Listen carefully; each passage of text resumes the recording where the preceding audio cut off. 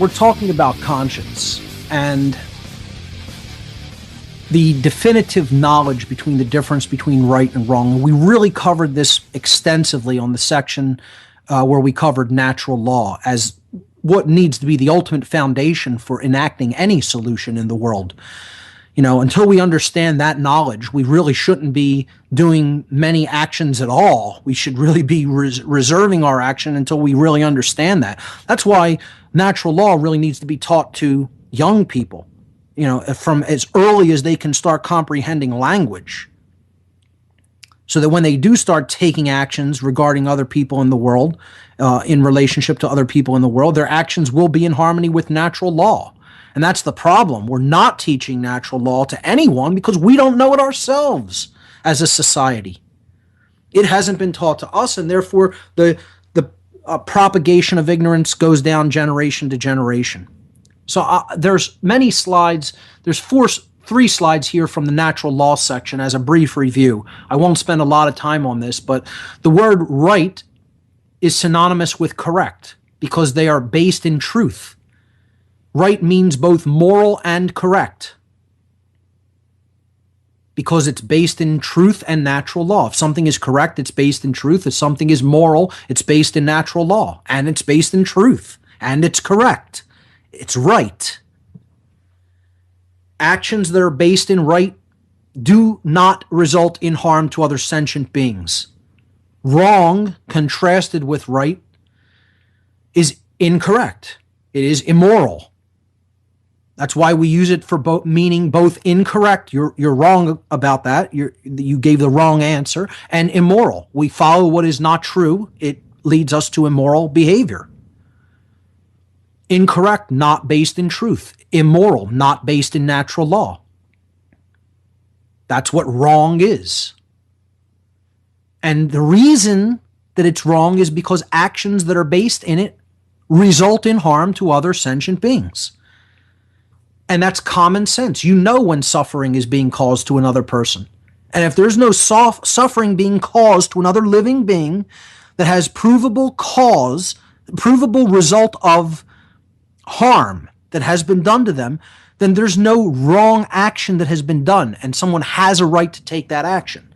You know, someone brought up the other day that, okay, the Islamic law that prevents women from showing their face, could that be in harmony with natural law? Absolutely not. It's an impossibility for that to be in harmony with natural law. Is it a right or not for a woman to show her face to someone else in public? Of course it is a right. Why is that a universal right? It doesn't matter what a religion says about it. It doesn't matter what a government says about it. It doesn't matter what any individual says about it. At all times, all places in the universe, you are allowed to bare your face in public. Why is it a right? Because you're not harming someone else as a result of that behavior. So let's look at smoking marijuana for an example. Is that a right or is it not a right? It is universally, 100%, unequivocally, at all times and places in the entire universe, a right. Why? Well, one, because you're doing it to you. Shoving a joint in someone else's mouth, lighting it, and forcing them, holding your fingers over their nose and your hand over their mouth until they're forced to take a breath is not a right, because you're doing it to someone else that may not want that. So you're coercing their will, their free will. Whenever there's coercion of free will involved, it's not a right.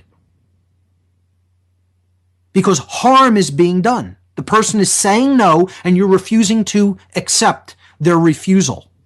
Which, this is what the show next week is going to be about entirely. The whole show on apophasis and the power of the word no. And I'm going to go into some allegories again, through popular fiction, of the usage of the word no. I'm going to look at 3 particular modern movies that the most powerful word in the universe is explained in allegorical fashion. The word no, which we need to start falling in love with.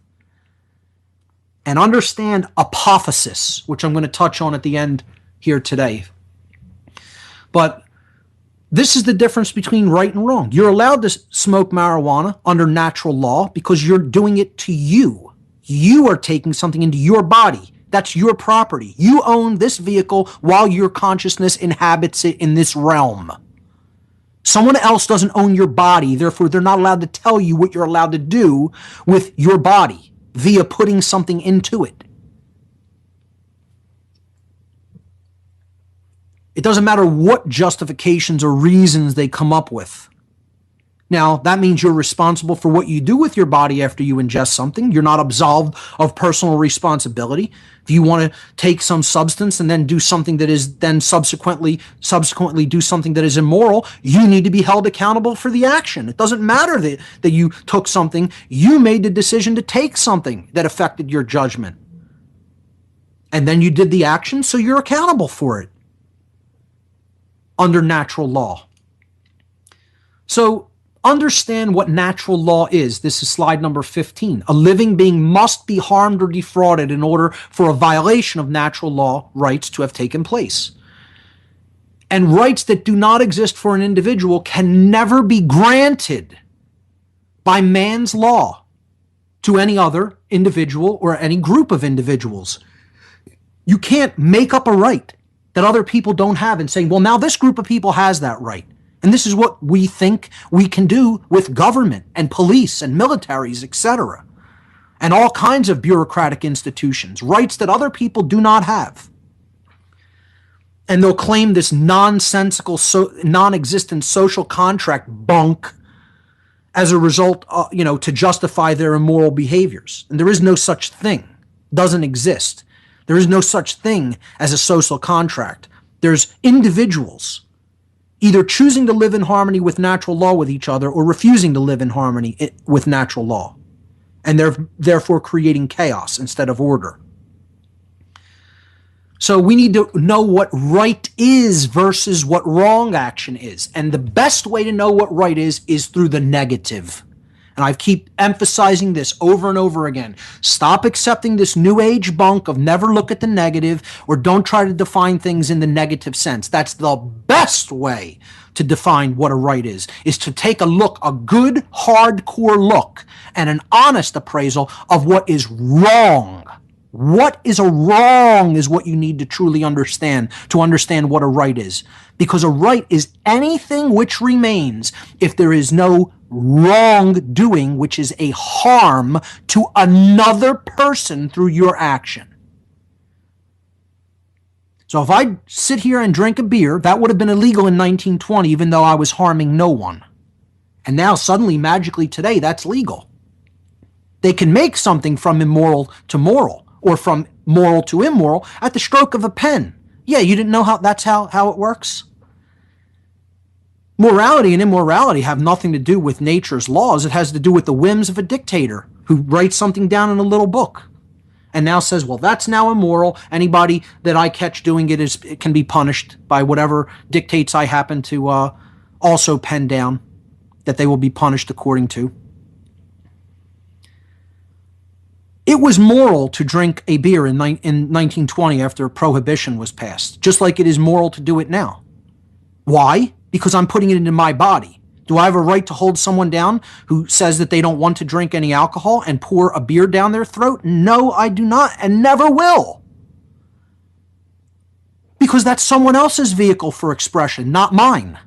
It's all about ownership and the understanding of self-ownership. And look, we've covered this extensively in the section on natural law, which I encourage everybody to go back in the podcast and listen to it again. Even if you heard it once, for those who haven't heard it, you need to go and listen to that material. This is just a quick review. I believe it was in the 70s up through the 80s is where I covered, or the 60s up through into the 70s, something like that, in the podcast section. Natural law holds true regardless of population. You know, people think, oh, that works when there's only a few people in the world, but, oh, when we have a big population, no, we can't respect these rights or these rights. We have to curtail those rights. Natural law holds true regardless of how many people. And when in doubt whether an action is in harmony with natural law, visualize a scenario with only two people present. And if it's right to defend, it's right, it's wrong to defend. it's wrong in the world of 7 billion. We're going to talk about the apophatic inquiry, the apophatic nature of truth next week when it comes to saying no to this control system. That's all we have time for. Stick around. Chris Everard We up all next. know that Berkey water purification